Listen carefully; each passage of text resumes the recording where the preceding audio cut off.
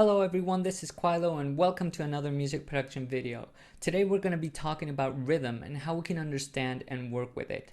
Unlike other art forms like a painting or a sculpture, which remains static regardless of when we experience it, music is an art form that expresses itself through time and changes from moment to moment.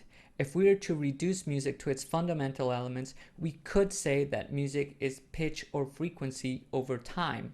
Of course, music has more elements than those, but for the sake of simplicity, we're going to stick to just that for now. Let's focus on the time element. So rhythm is the time element in music. It is one of the most powerful things that music has to make us feel, to move us. As humans, we highly enjoy rhythms that are predictable and repetitive. It's this predictability that makes us dance and groove. If you pay attention to dance music, you'll notice it has a very strong and steady beat. In Western tradition, we devise a system that divides time into equal parts and uses fractions to create interesting rhythms. So those equal parts are what we call measures or bars. In a typical song or piece of music, these bars have the exact same length or duration throughout the whole piece. Within these bars, we use notes with different durations to create a groove. We have the whole note, which if we put into fractions would be 1/1. We have the half note, the quarter note, eighth note, 16th note, and so on. Each subsequent note is half the value of the one before it, and we can keep dividing notes by half to get even smaller values. Now you might have heard of a 3/4 or a 4/4 in relation to bars. These are called time signatures, and they describe the duration of a bar.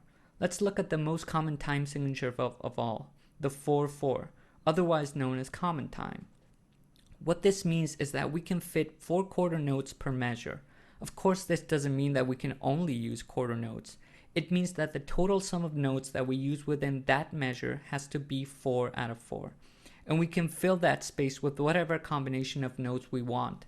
We can use a whole note, 2 half notes, 3 quarter notes, and 4 16th notes. The combinations are endless. Let's take a look at how this works in a DAW. So here I am in Cubase, and here in the bottom we can see our time signature, which we can change. Here it's 3/4.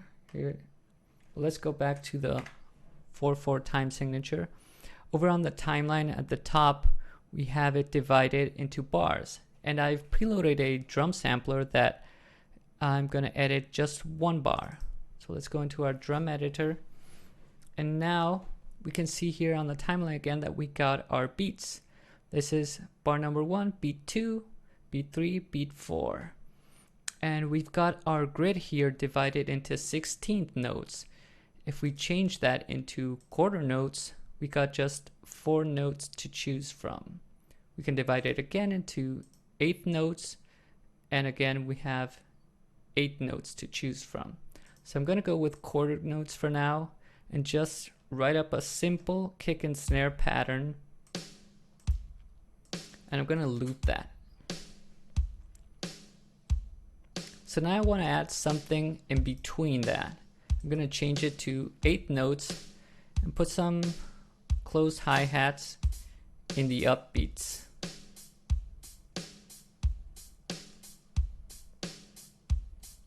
And if I want to add a little bit some notes in between, I'm gonna put some notes here and see how that works.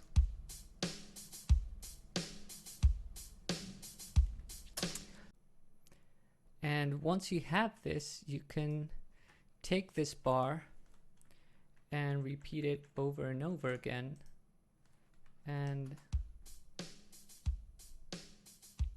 now it just plays. So that was it for today's video. Please leave a comment and let me know what you guys think. If you enjoyed it, hit the like button and subscribe to my channel. Thank you so much for watching, and see you in the next one.